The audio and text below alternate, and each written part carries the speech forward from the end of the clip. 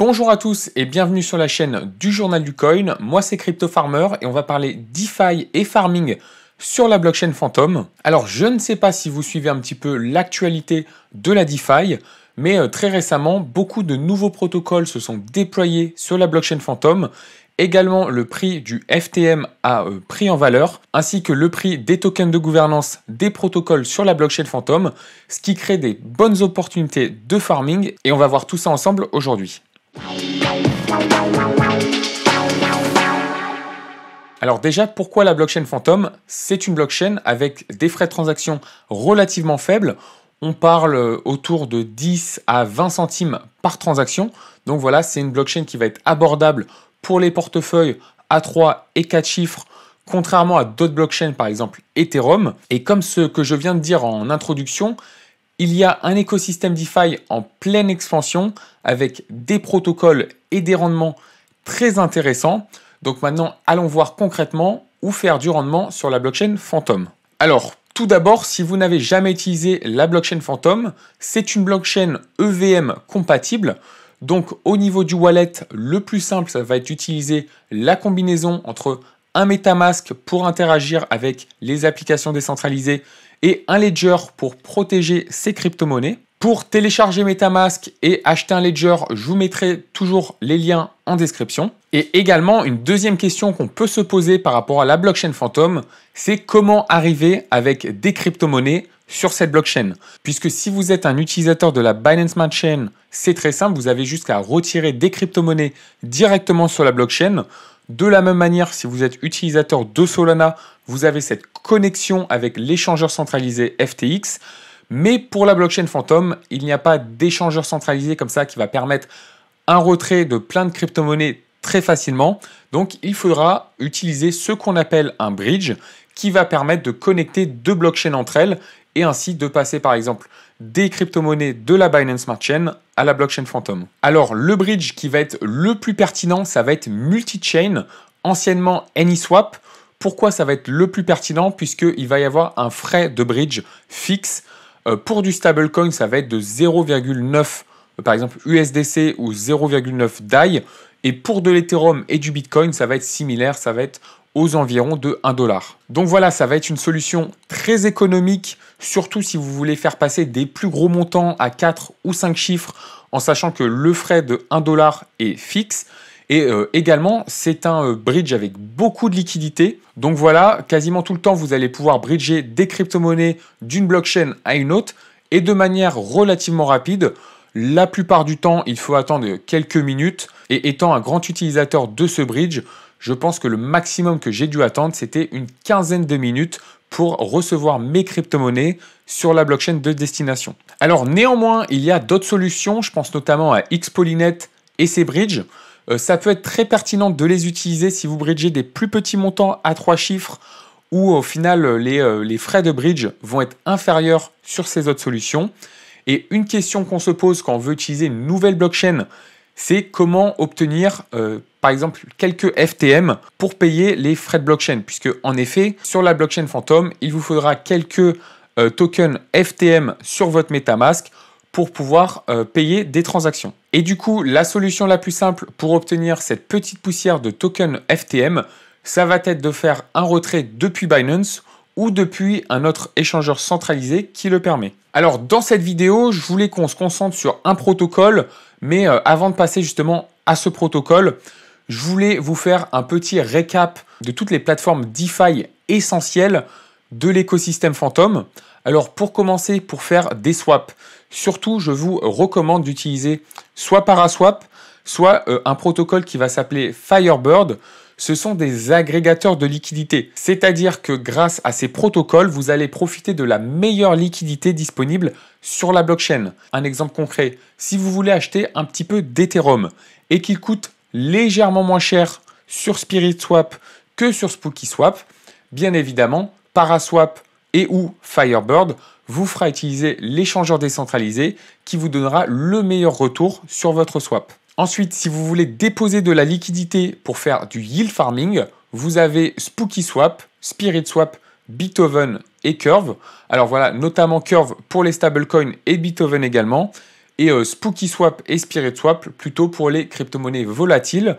De toute façon, si vous voulez déposer une paire, je prends un exemple USDC FTM, il sera intéressant de regarder tous les protocoles et de voir quel protocole donne le meilleur rendement. Ensuite, pour faire un petit peu de lending, c'est-à-dire déposer des crypto-monnaies pour pouvoir en emprunter d'autres, vous avez le protocole Guest et Scream. Et vous avez également bientôt le protocole AAV qui va se déployer sur la blockchain Phantom. Les protocoles Guest et Scream sont intéressants pour faire du yield farming puisqu'il y a une distribution de tokens de gouvernance. Ou sinon, vous pouvez passer par un optimiseur de rendement type Bifi. Ils vont avoir des coffres, ils vont avoir des vaults Guest et des vaults Scream où justement vous pouvez déposer vos crypto-monnaies et comme ça, Bifi va farmer le token de gouvernance de cette plateforme. Je ne vous parle pas de Yearn maintenant puisqu'on va le voir plus en profondeur dans la prochaine slide. Mais néanmoins, un dernier protocole très pertinent qui est disponible sur la blockchain Phantom, ça va être MyFinance, un peu similaire à un protocole de lending. Vous allez pouvoir déposer des crypto-monnaies en collatéral pour pouvoir vous créer un stablecoin. Donc, dans le cas par exemple de AAV ou de Scream, vous empruntez du stablecoin à une personne qui l'aura déposé. Alors que dans le cas de MyFinance, vous allez vous créer un stablecoin ou vous pouvez également le voir d'une autre manière. Vous empruntez du stablecoin au protocole et l'avantage de MyFinance, c'est que vous ne payez pas d'intérêt sur votre emprunt. Vous allez simplement payer un frais au moment où vous allez rembourser votre emprunt. Donc, si vous voulez faire un emprunt sur le long terme, MyFinance, ça va être un protocole extrêmement pertinent. Et maintenant, je voulais vous parler un petit peu plus en profondeur de Yearn Finance. Yearn Finance, ça va être votre fonds d'investissement dans la DeFi. C'est un protocole qui était disponible uniquement sur Ethereum, mais désormais également disponible sur la blockchain Phantom. Et je vous présente ce protocole parce que je vois souvent dans les commentaires, soit de la chaîne du Journal du Coin, soit de ma chaîne personnelle, une demande pour des solutions de farming plus simples, puisque bien évidemment, je vais vous présenter des solutions de farming, mais qui nécessitent souvent un peu de monitoring. Donc par exemple, il faudra de temps en temps récupérer des récompenses, ou de temps en temps changer de position, puisque la position initiale n'est plus forcément très rentable. Et c'est justement ça l'avantage de Yearn Finance. Ça va faire des coffres où vous allez déposer par exemple de l'USDC, et en fait, Yearn Finance va répartir vos USDC sur plusieurs stratégies. Et si demain, il y a un nouveau protocole qui sort et qui propose des gros rendements, les stratégistes, donc ceux qui vont créer les stratégies sur Yearn Finance, vont pouvoir créer une stratégie sur ce nouveau protocole qui vient de sortir. Et donc vous avez fait un dépôt peut-être il y a 1 mois, 2 mois ou 3 mois. Vous ne vous intéressez peut-être pas ou peu à la DeFi. Et pourtant, parce que vos stablecoins sont déposés sur Yearn Finance, vous allez pouvoir profiter de ce nouveau protocole. Donc du coup, pour résumer, les avantages de Yearn Finance, c'est que ça va être une solution simple en un clic. Je vais vous montrer concrètement comment déposer des crypto-monnaies sur ce protocole. Pas besoin de passer des heures dans la DeFi, ça va être des stratégistes, donc des personnes qui vont mettre en place des stratégies de farming qui vont le faire pour vous. Et les rendements sur la blockchain Phantom sont très intéressants. Néanmoins, vous comprenez bien qu'il y a toujours des inconvénients, puisque des personnes vont créer des stratégies pour justement générer du rendement sur les crypto-monnaies. Il va y avoir un frais de performance de 20% et également un frais de management de 2%. Donc ça va être des frais qui vont être annuels. Pour vous donner une petite idée, un rendement de 12% APY brut passera sur Yearn Finance à 8% APY. Petite précision importante, les rendements affichés sur Yearn Finance sont TTC. Voilà, il y a déjà les frais de performance et de management compris dans ce rendement. Donc maintenant, je vais vous montrer comment déposer des crypto-monnaies sur Yearn Finance. Donc d'abord, on se rend sur le site, je vous le mettrai en description. Et bien évidemment, sur la blockchain Phantom, il faudra connecter son wallet et ensuite se rendre dans le petit onglet Vault. Au moment où j'enregistre la vidéo, sur mon wallet sur Phantom, j'ai 2000 USDC. Donc on va les déposer sur Yearn Finance en cliquant sur l'onglet Deposit. Ensuite, j'ai envie de tous les déposer, donc on va mettre le maximum. Bien évidemment, comme d'habitude, il faudra signer 2 transactions. La première pour approuver, la deuxième pour envoyer ces crypto-monnaies sur le smart contract. Donc, je vais signer la première transaction pour approuvé. Et une fois que la première transaction est passée, je peux faire le dépôt de mes 2000 USDC. Donc il me faudra signer une deuxième transaction. Et voilà, une fois que notre transaction de dépôt a été effectuée sur la blockchain, si on remonte un petit peu sur le site internet, on voit dans l'onglet Deposit notre dépôt d'USDC. Donc l'APY est de 10,43% net. On voit notre balance est de 2000. Et bien évidemment, la valeur est également de 2000 $ puisque c'est un stablecoin. Et on verra ici, juste en dessous de Earn, l'accumulation des récompenses de farming qui vont s'ajouter à notre balance. Et si demain, nous souhaitons nous retirer de cette position, il suffira simplement d'aller dans le petit onglet Withdraw, qui veut dire retirer. On mettra le maximum et on voudra bien évidemment retirer le maximum. Donc on voit qu'on a gagné une micro-poussière d'USDC en ces quelques minutes que j'enregistre la vidéo. Donc bien évidemment, il faudra signer la transaction pour retirer les crypto-monnaies. Si vous utilisez un ledger, il faudra la signer sur la ledger. Une fois que la transaction est passée sur la blockchain, si on va sur notre MetaMask, on voit bien qu'on a récupéré nos 2000 USDC. Donc maintenant, ces 2000 USDC, je vais les bridger pour vous montrer justement comment utiliser un bridge. Mais juste avant ça, je voulais vous montrer justement la documentation de Ion Finance.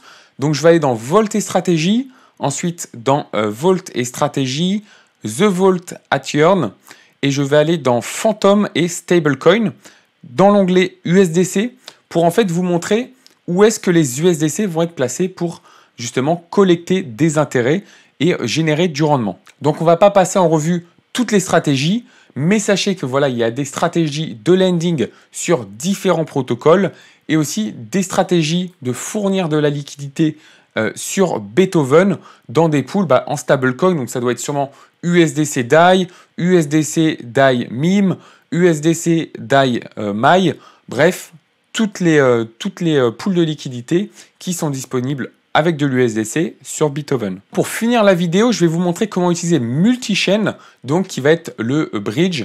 Donc voilà, premièrement, il faudra se rendre sur appmultichain.org, le lien comme d'habitude en description.